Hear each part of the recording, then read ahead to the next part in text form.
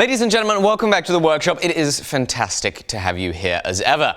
We finished off the last episode drawing back the temper on the Viking sword's tang, and we're going to start today's with some engraving practice, because I want to develop that skill so that we can make some very nice adornment on the rest of this sword. I want to drop in and thank today's sponsor, which is Skillshare. Skillshare is the online video learning platform where the first 700 of you who sign up at the link in my description are going to get 2 months of free membership to access over 19,000 online courses in everything from drawing, illustration, graphic design, videography, business marketing, and more. The link's in the description below. I hope you go sign up, and I hope you enjoy the video.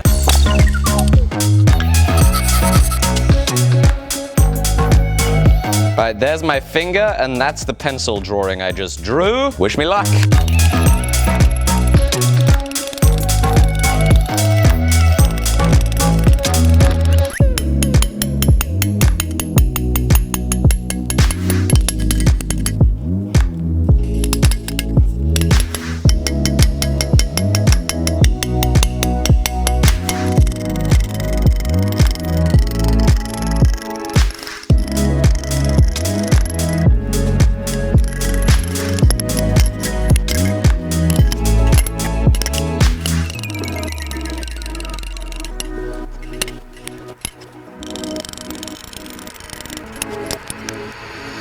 There we go, center screen. That's the one I just did. Practice is unglamorous. It does not always yield fast results. I've got a lot to learn.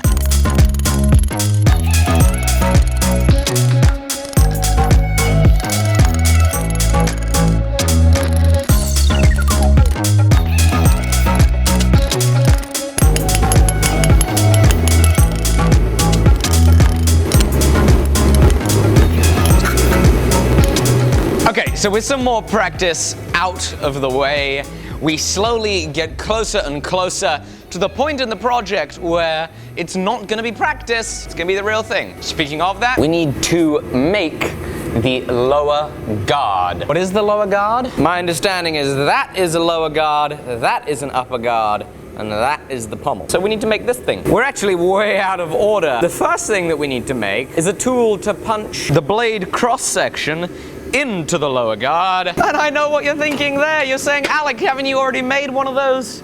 Yes, we've made one of these for the falchion, but that was a single beveled sword. Dimensions are completely different. And so we need a little more steel. We need to put it in the forge it thick, and then grind it to final dimension.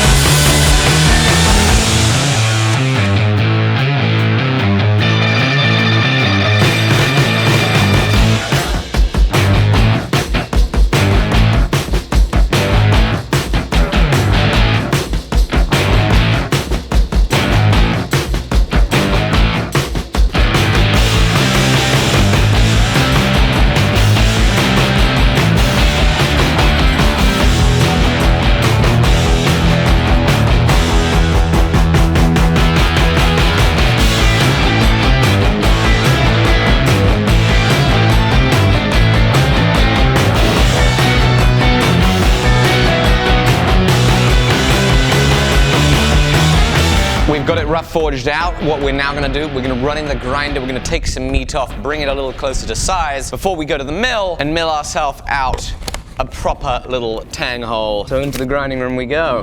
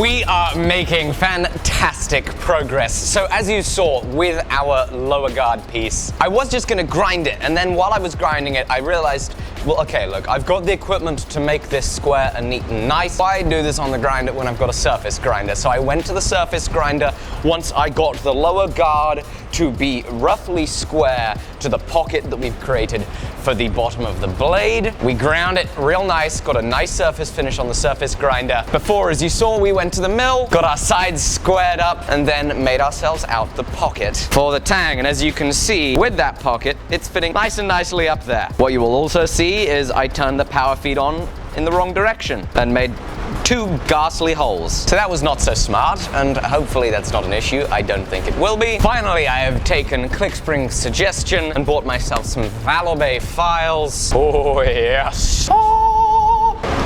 So with the files ready, I'm gonna have a little quick inspection-rooney here. Pull this off, we'll lock it in the vise, and we'll get filing. Oh, that cuts nicely.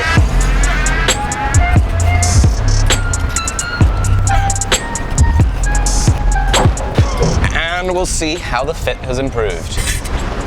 Something I'm going to quickly do is make a little scratch on the tang and on the guard so I can make sure that I keep getting the correct orientation, because otherwise I'm going to make a mistake and end up filing it and then putting it on the wrong way and then filing it too large. There we go. And then back to some more filing.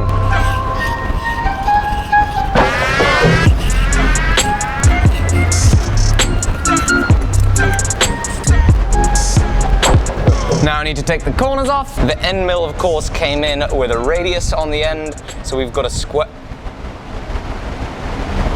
I'm doing things in the wrong order. I made a mistake, so hit subscribe so that you can see how I fixed that mistake. It's not that big, it's an order of operations thing. However, I want to thank today's sponsor, which is Skillshare. Skillshare is an online course platform with 19,000 online courses, video courses in everything from your business, your marketing, your videography, all sorts of art disciplines. And what I want to recommend today is that you go to the link in the description. First 700 of you are going to get a 2-month free trial, and go and look up some courses on drawing and work on those skills. Now, the course that I want to recommend for this is The Art and Science of Drawing by Brent Everston. Drawing is a skill that I really want to improve on, and I hope you guys go and improve on it. In preparation for the engraving and inlay work, I've been doing some practicing, coming up with some designs in my sketchbook, and I really hope that you guys do go grab that 2-month free trial in the description below and go and practice, learn, and hone your skills at drawing